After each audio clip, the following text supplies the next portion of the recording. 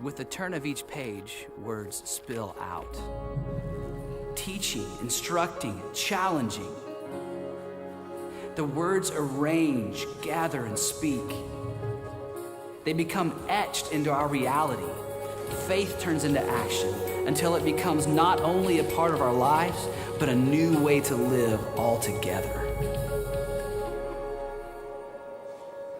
Kalian tahu bahwa kita yang menjadi guru akan diadili dengan lebih keras daripada orang lain. Pada saat itu di zaman Yakobus, pada saat itu ada banyak orang yang menganggap atau menunjuk diri sendiri sebagai guru. Yakobus berkata intinya bukannya kamu harus menjadi orang yang sempurna baru boleh jadi guru, bukan itu poinnya. Tapi poinnya adalah Anda harus siap kalau Anda ingin menjadi guru, Anda akan diadili atau enggak dituntut apa yang Anda ajarkan. Dengan kata lain, kalau Anda hanya mengajarkannya saja itu nggak bisa, kata Yakobus. Kita harus mengajarkan sesuatu, tapi dalam kehidupan pribadi kita juga harus mempraktekannya. Lalu dia menuju kepada topik yang akan kita bicarakan hari ini. Dia berkata, kita semua sering membuat kesalahan, saudara. Tetapi orang yang tidak pernah membuat kesalahan dengan kata-katanya, ia orang yang apa, saudara? Orang yang sempurna, yang dapat menguasai seluruh dirinya. Ukuran orang yang sempurna apa? Yaitu orang yang tidak pernah salah dari kata-katanya. Siapa yang bisa seperti itu? Nggak ada yang bisa, saudara. Lalu dia masuk ke dalam beberapa ilustrasi. Dia berkata kalau kita memasang kekang pada mulut kuda supaya ia menuruti kemauan kita, maka kita dapat mengendalikan seluruh badan kuda itu. Ilustrasi yang pertama. Ilustrasi yang kedua, Yakobus berkata, ambillah juga kapal sebagai contoh. Meskipun kapal adalah sesuatu yang begitu besar dan dibawa oleh angin yang keras, namun ia dikendalikan oleh kemudi yang sangat kecil menurut keinginan siapa, saudara? Jurumudi. Begitu juga dengan lidah kita. Meskipun lidah kita itu kecil, namun ia dapat menyombongkan diri tentang hal-hal yang besar-besar. Bayangkan betapa besarnya hutan dapat dibakar oleh api yang sangat kecil. Lidah sama dengan api. Di tubuh kita merupakan sumber kejahatan yang menyebabkan kejahatan ke seluruh diri kita. Dengan api yang berasal dari neraka, ia menghanguskan seluruh hidup kita. Segala macam binatang buas, burung, binatang menjalar, ikan dapat dijinakan. Dan sudah pula dijinakan oleh manusia. Tetapi lidah manusia tidak dapat dijinakan oleh seorang pun. Lidah itu jahat dan tidak dapat dikuasai, penuh dengan racun yang mematikan. Yakobus berkata, saudara, kita sebagai manusia, kita mampu untuk mengendalikan dan menjinakkan segala macam binatang. Tetapi yang kecil ini kita tidak mampu untuk menjinakkannya, saudara. Kita menggunakannya untuk mengucapkan terima kasih kepada Tuhan dan Bapa kita, tetapi kita juga mengutuki sesama manusia yang telah diciptakan menurut rupa Allah. Jadi dengan sumber yang sama, dengan mulut yang sama, dengan lidah yang sama, kita memuji Tuhan, kita mengucap syukur, tetapi dengan sumber yang sama kita juga mengutuki sesama kita. Karena setiap manusia diciptakan menurut gambar dan rupa Tuhan, Yakobus berkata kalau kita mengutuki sesama kita, itu sama seperti kita mengutuki Tuhan. Jadi dengan mulut yang sama kita memuji Tuhan, kita juga mengutuki Tuhan, saudara. Itu kata Yakobus. Dari mulut yang sama keluar kata-kata terima kasih dan juga kata-kata kutukan. Seharusnya tidak demikian, kata Yakobus, saudara. Apakah ada mata air yang memancarkan air tawar dan air pahit dari sumber yang sama? Saudara, pohon ara, saudara-saudaraku, tidak bisa menghasilkan buah zaitun. Dan pohon anggur tidak bisa menghasilkan buah ara. Mata air yang asin tidak bisa juga mengeluarkan apa, saudara? Apa, saudara? Air tawar. Hari ini kita akan belajar bersama-sama tentang lidah kita, mulut kita, dan perkataan kita itu mempunyai kemampuan yang seperti apa sih, saudara? Yakobus bilang lidah kita yang adalah bagian kecil dari tubuh kita, tapi dia mampu mengendalikan seluruh kehidupan kita. Katakan mengendalikan, saudara. Ngomong-ngomong, tahukah Anda makhluk apa yang paling besar yang ada di muka bumi ini? Ternyata ditemukan makhluk yang paling besar yang ada di muka bumi ini adalah ikan paus biru, saudara. Blue whale. Menurut website onekind.org, lidah dari ikan paus biru ini, saudara, diperkirakan beratnya bisa seberat gajah. Saudara. Lidahnya doang bisa seberat gajah, saudara. Kalau Anda ukur berjajar dengan pesawat terbang, itu sama panjangnya dan juga yang pasti lebih besar, saudara. Hewan lainnya yang mempunyai lidah yang sangat luar biasa yaitu hewan yang disebut dengan chameleon atau bunglon. Nah, Anda akan lihat betapa luar biasanya lidah dari bunglon ini, saudara. Saya punya videonya yang sangat singkat dan Anda pasti akan wow, amazed dengan apa yang Anda lihat. Silakan, Mike.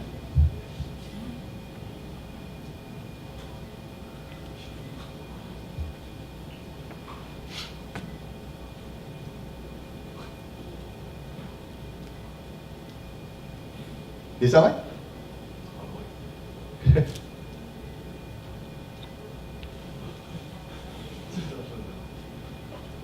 That's okay. Ini adalah pertama kali Mike ada di komputer karena yang lain lagi berlibur, saudara. Saya akan bantu.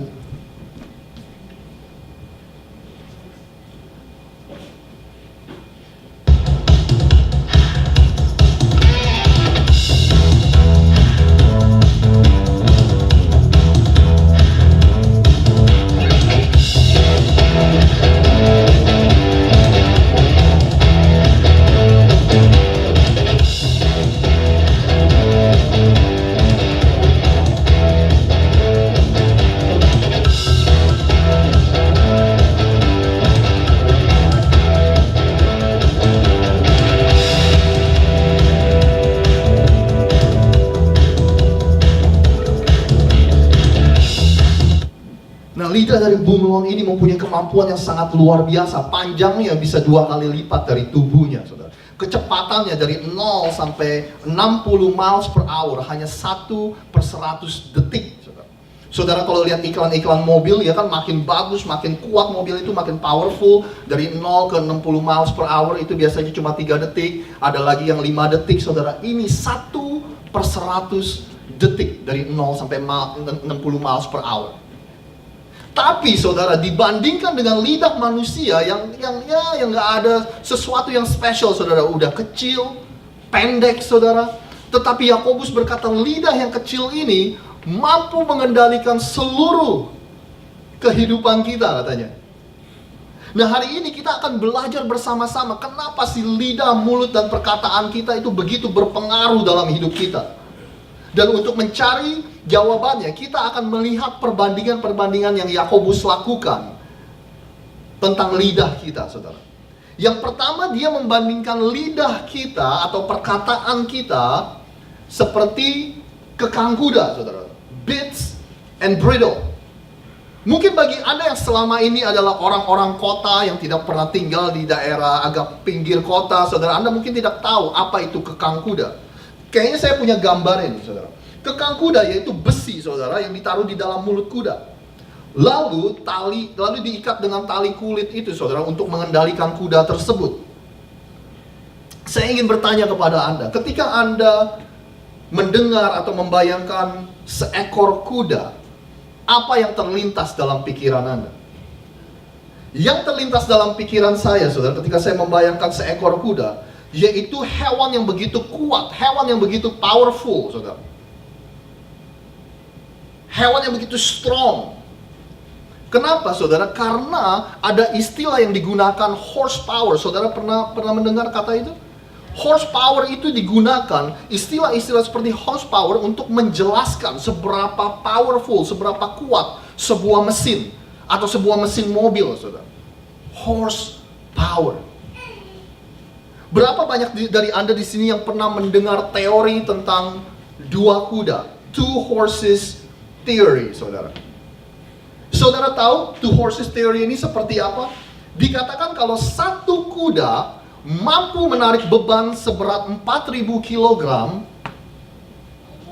kalau dua kuda mereka mampu menarik beban sebanyak berapa, saudara? Kira-kira berapa, saudara? 8 8.000. 8.000 ya. Kita berpikir kalau 4.000 yang kalau misalnya 2 yaitu 2 kali lipatnya. Tetapi ditemukan saudara dalam teori ini 2 kuda ternyata mampu menarik sekitar 12.000 kilogram. Jadi 3 kali lipatnya saudara. Ini teori ini sering digunakan oleh orang ketika mereka berbicara tentang teamwork atau kerjasama sebuah tim. Dalam kata lain, kalau bekerja, kalau untuk mencapai sesuatu, jangan lakukan sendirian, tapi bersama dengan tim, Anda akan mencapai sesuatu yang lebih besar. Tapi itu adalah topik untuk lain kali dan lain waktu, saudara. Sekali lagi, kuda adalah hewan yang begitu powerful. Tapi, hanya dengan kekang kuda yang kecil, hanya dengan tali yang kecil, saudara, kita mampu untuk mengendalikan seluruh kehidupan kuda tersebut. Yakobus berkata, kalau kita memasang kekang pada mulut kuda supaya ia menuruti kemauan kita, maka kita dapat mengendalikan seluruh badan kuda tersebut, saudara. Lidah kita dibandingkan seperti kekang kuda, saudara, yang bisa mengendalikan seluruh kehidupan kita karena lidah kita begitu powerful. Lidah kita mempunyai kuasa. Bukankah Anda setuju dengan saya? Hanya 1 kalimat yang kita gunakan, saudara, kita bisa membuat hari seseorang menjadi lebih baik. Saudara setuju dengan saya? Ya kan? Ketika Anda bertemu dengan seseorang, Anda berkata, kamu kok kelihatan beda ya hari ini ya? Kamu kurusan ya? Ya kan? Kamu kelihatan cantik hari ini. Wah, kamu pintar ya. Wah, kamu luar biasa ya. Saudara, hanya simple statement, 1 kalimat aja bisa membuat hari seseorang menjadi lebih baik. Tetapi di saat yang bersamaan hanya dengan 1 kalimat kita bisa merusak hari seseorang, ya kan? Anda lari pagi-pagi buru-buru ke tempat kerja, saudara, di subway, di tempat bus, Anda ketemu teman. Begitu Anda ketemu, yang pertama dia bilang apa, saudara? Kamu gemukan ya? Ya kan? Kita kan paling suka saudara bilang gitu, kamu gemukan ya? Udah langsung lemes saudara seharian. Kita udah cepat-cepat datang ke tempat kerja on time dan kita bekerja dengan keras. Lalu manajer kita, pemilik dari toko itu berkata, aduh kamu kerjanya gak becus. Rusaklah hari kita, saudara. Iya kan? Pagi-pagi kita bangun, sebagai suami kita berkata, aduh mana makanan ini? Aduh kamu kok istri gak peduli sekali sih? Rusaklah hari kita, saudara. Kata kita benar-benar berdampak, saudara setuju? Oleh sebab itu saya terkadang berpikir, saudara, kita semua harus bisa lebih baik lagi untuk memilih kata-kata yang keluar dari mulut kita. Biasanya kesalahan yang sering saya perbuat, yaitu ketika saya tidak mencoba untuk berhenti dan berpikir untuk mengeluarkan kata-kata yang saya mau katakan. Biasanya kesalahan yang saya buat ketika ada orang bertanya, Rosid, apa pendapat kamu mengenai orang itu? Rosid, apa pendapat kamu mengenai masalah itu? Apa komentar kamu mengenai hal ini? Tanpa berpikir panjang saya jawab dengan secepat-cepatnya, saudara. Biasanya kesalahan disitulah. Kesalahan itulah yang saya buat. Atau mungkin zaman sekarang bukan hanya perkataan yang kita katakan, tetapi sesuatu yang kita ketik di internet, saudara, di sosmed, di Facebook.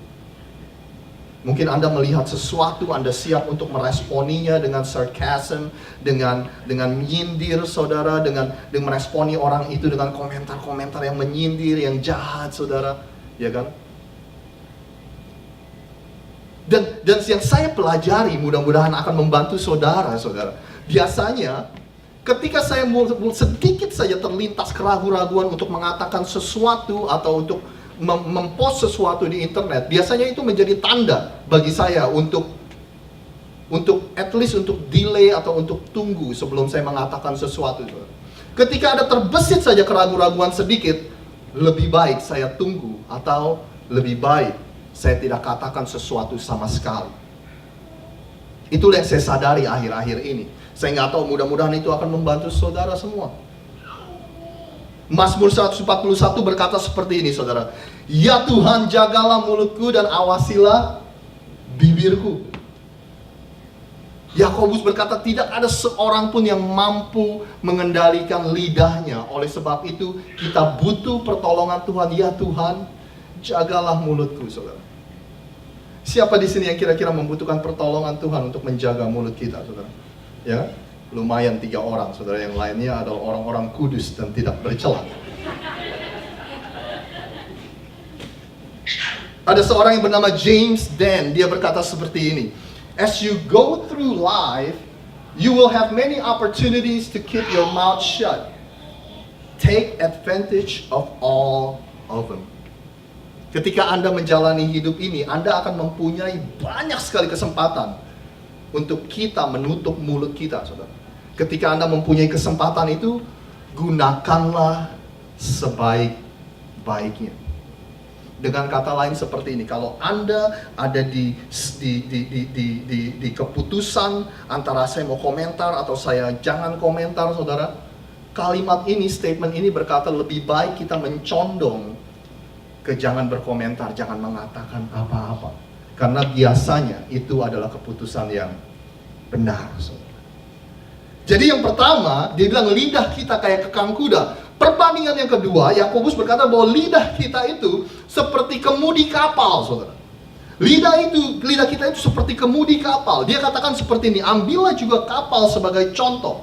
Meskipun kapal adalah sesuatu yang begitu besar dan dibawa oleh angin yang keras, namun ia dikendalikan oleh kemudi yang sangat kecil menurut keinginan jurumudi tersebut, saudara.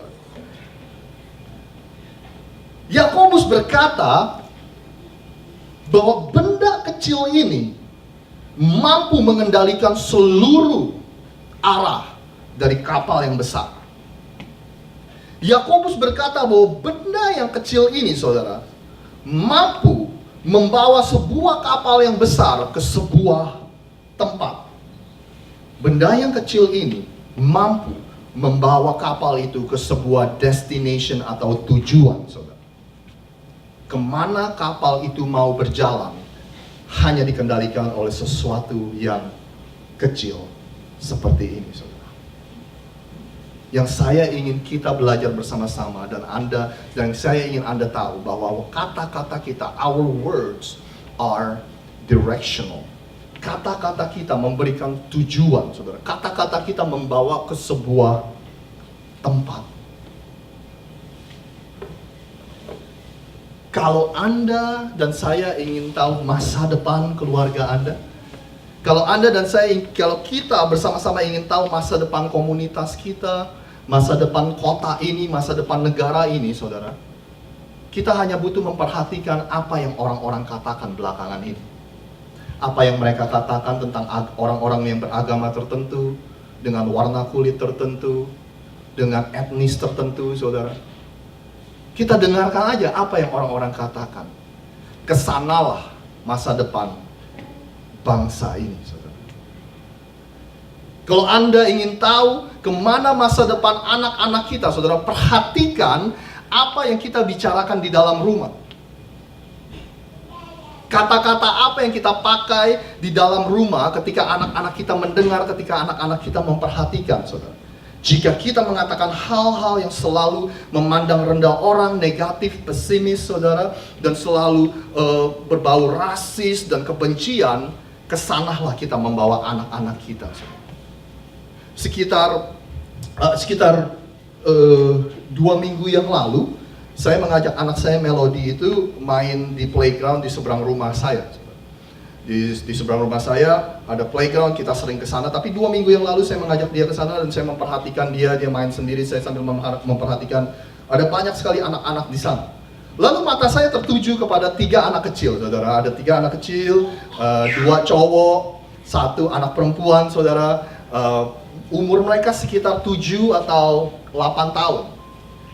Nah, saya lihat mereka sedang bermain kejar-kejaran, ya kan? Jadi yang cowok ini kayaknya menggodai anak perempuan ini, lalu kedua cowok ini dikejar sama anak perempuan ini, saudara. Ya kan, itu kan normal ya, saudara ya. Kalau masih kecil, 2 anak cowok ini dikejar sama perempuan, tapi nanti udah gedean dikit berbalik, ya kan, cewek yang lari, cowok yang ngejar gitu, saudara. Nah, tapi pada waktu saya memperhatikan seperti itu, semuanya kelihatan normal karena ini adalah anak-anak yang yang hanya bermain lari-larian, saudara. Sampai saya benar-benar perhatikan atau saya benar-benar dengar apa yang keluar dari mulut mereka, saudara. Saudara harus tahu, ini adalah anak berumur 7 dan 8 tahun. Kata-kata yang keluar dari mulut mereka, saudara, adalah kata-kata kutukan, kata-kata kotor, the F word, atau bahkan alat kelamin dari wanita, saudara. 7, 8 tahun anak-anak kecil ini. Dan saya mulai terlintas dalam pikiran saya berkata bahwa, aduh, mereka ini belajar dari siapa ya? Apa mungkin di rumahnya mama sama papanya menggunakan kata-kata seperti itu sehingga mereka menangkap dan mereka menggunakannya di luar? Atau mungkin ketika mereka nonton, mereka mendengar kata-kata itu akhirnya mereka gunakan. Tetapi kalau mereka belajar dari apa yang mereka tonton, kenapa orang tuanya kok tidak membatasi apa yang mereka boleh tonton dan apa yang mereka tidak boleh tonton? Karena sekali lagi mereka masih berumur 7 atau 8 tahun, saudara. Lalu Senin kemarin, saudara, cerita berikutnya, Senin kemarin saya lagi duduk di depan rumah saya, ada tangga, saya duduk di sana, saudara. Dari kejauhan saya melihat seorang wanita dengan 3 orang anak. Saya asumsi saya itu adalah mamanya, karena seorang wanita bersama 3 orang anak, anaknya yang paling besar umur 11 tahun, dan yang 2 yang kecil itu juga sekitar 7 atau 8 tahun, saudara. Ya kan, saya lagi duduk di depan rumah untuk menunggu dijemput sama teman saya, saudara, karena dia mau ngajak saya makan. Biasa kan kalau pendeta kan diajaknya makan, kalau ke kasino kan nggak mungkin, saudara, yang ngajak saya, ya kan. Terus akhirnya dari kejauhan saya sih mendengar wanita ini mulai berteriak dan berkata kata-kata yang penuh dengan kutuk, yang penuh dengan kata-kata kotor kepada 3 anak ini. Lalu wanita ini dan ketiga anak itu melewati saya dan mulai berjalan menjauh, saudara. Sepanjang jalan itu yang saya dengar adalah kata-kata kutukan, saudara. Kata-kata yang kotor.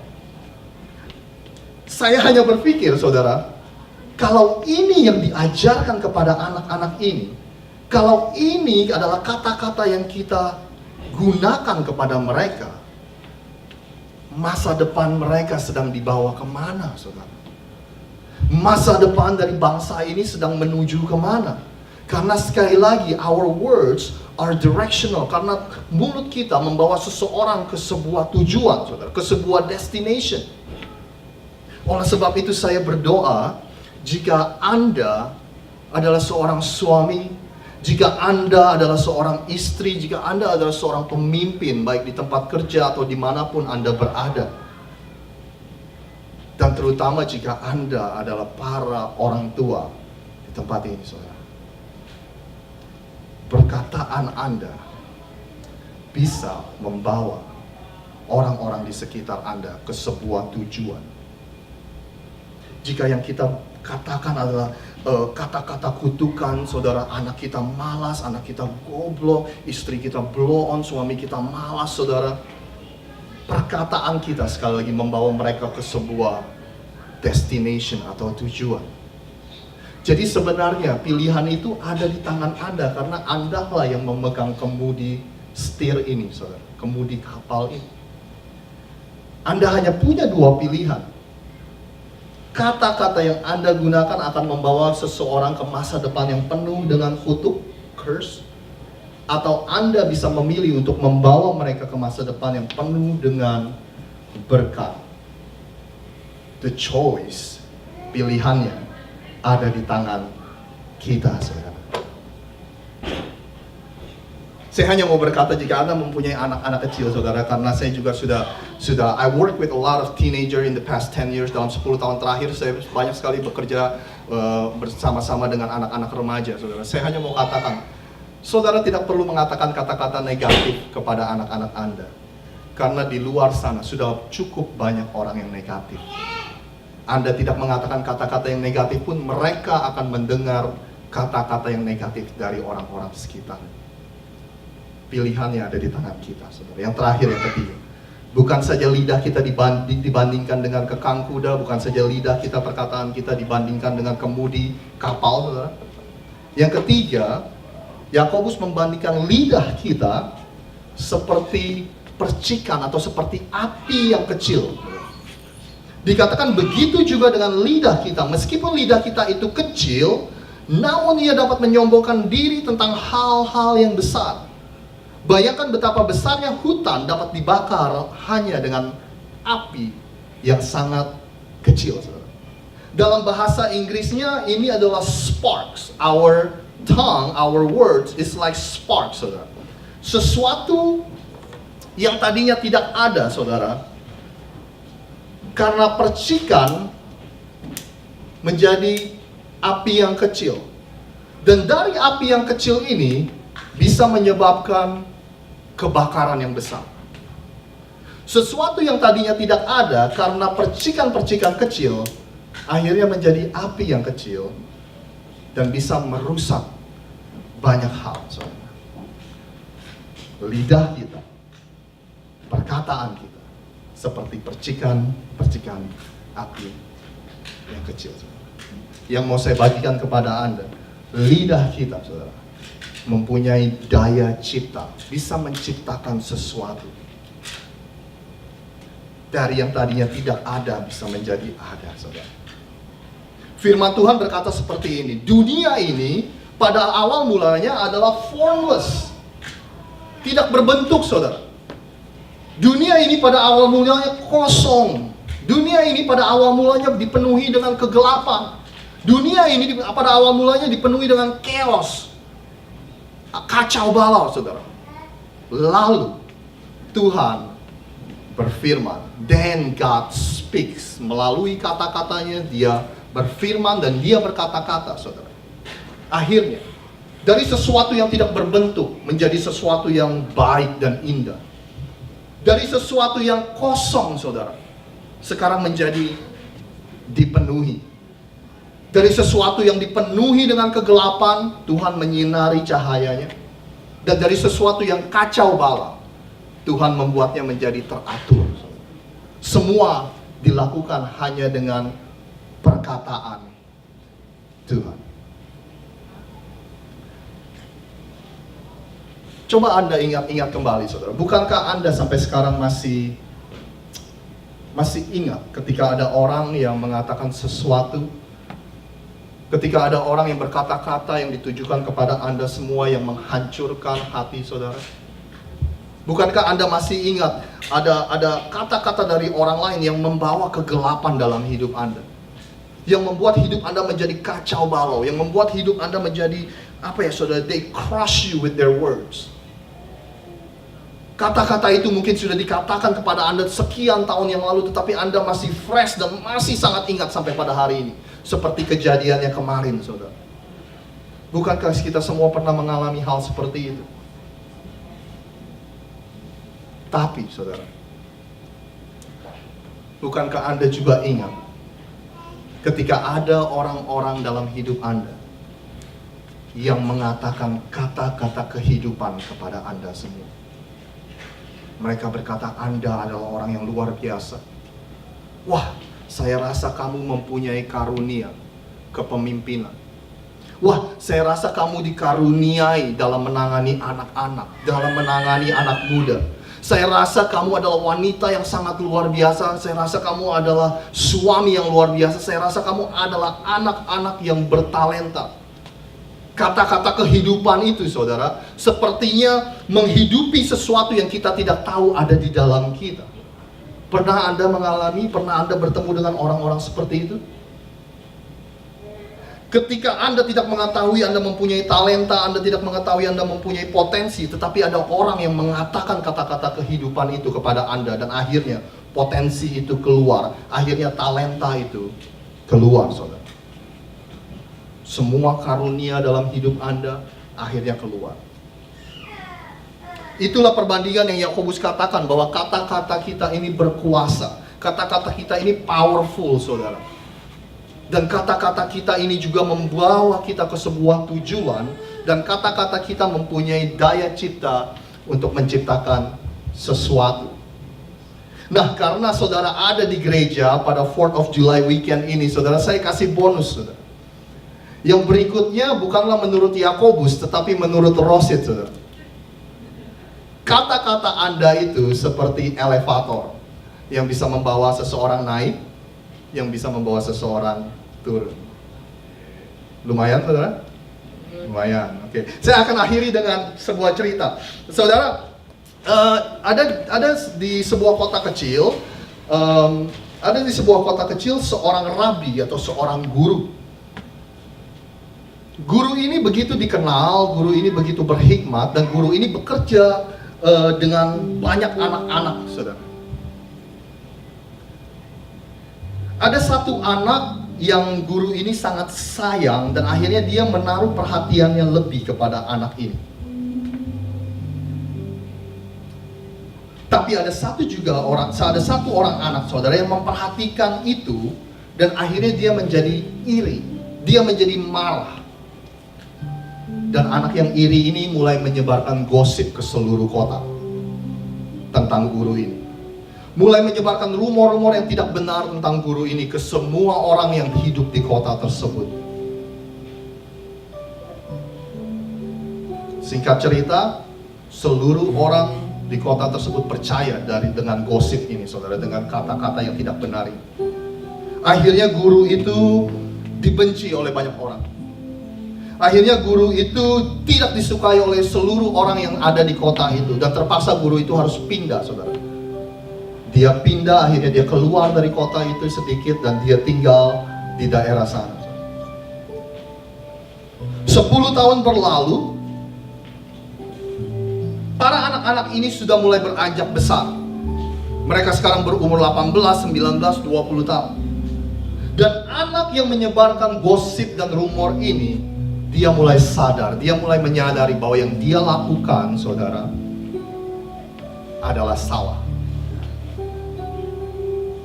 Anak ini mulai mencari informasi tentang di mana guru ini tinggal. Akhirnya dia mendapatkan semua informasi yang detail, dan anak ini mendatangi rumah dari guru tersebut. Guru itu sudah tua dan sekarang dia tinggal seorang diri karena dia dikucilkan oleh banyak orang. Dia mengetuk pintu dari rumah guru tersebut, saudara. Waktu dia buka, dia berkata, "Guru, ini saya, murid yang menyebarkan gosip dan menyebarkan berita yang tidak benar tentang guru. Saya ada di sini untuk meminta maaf kepada guru." Lalu guru itu berkata, "Oke, besok temui saya di balai kota." Mungkin Anda bisa bayangkan kalau di kota ini adalah City Hall. Guru ini berkata kepada anak ini, "Besok temui saya di City Hall jam 2 siang. Oke, kata muridnya.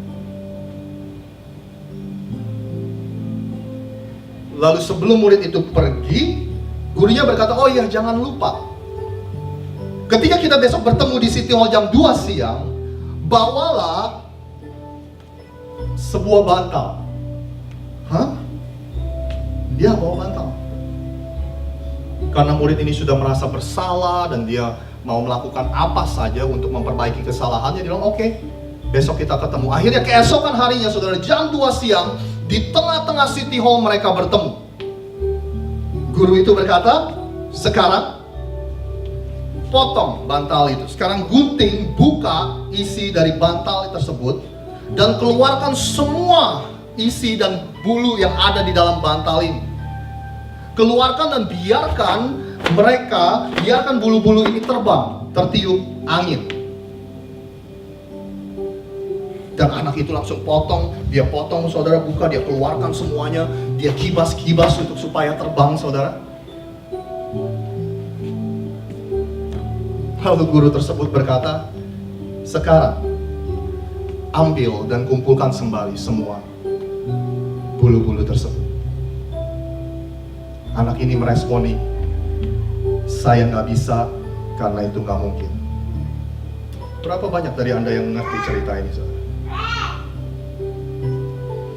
Saudara, seringkali kita mengatakan hal-hal yang kita sesali, saudara, dan kita nggak bisa ambil balik. Berapa banyak dari kita yang mengatakan sesuatu yang kita harap kita bisa ambil kembali. Berapa banyak dari kita yang mengatakan sesuatu kepada suami, istri, anak-anak kita yang kita bisa harap, aduh, I wanna take it back. I didn't mean it.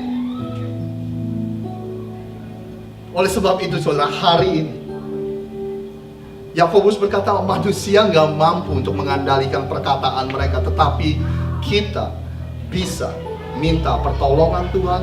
Kita butuh anugerah Tuhan untuk membantu kita lebih berhikmat lagi dalam memilih kata-kata yang keluar dari mulut kita. Saudara butuh pertolongan Tuhan dalam hal ini? Boleh saya undang kita semua untuk bangkit berdiri, kita akan berdoa.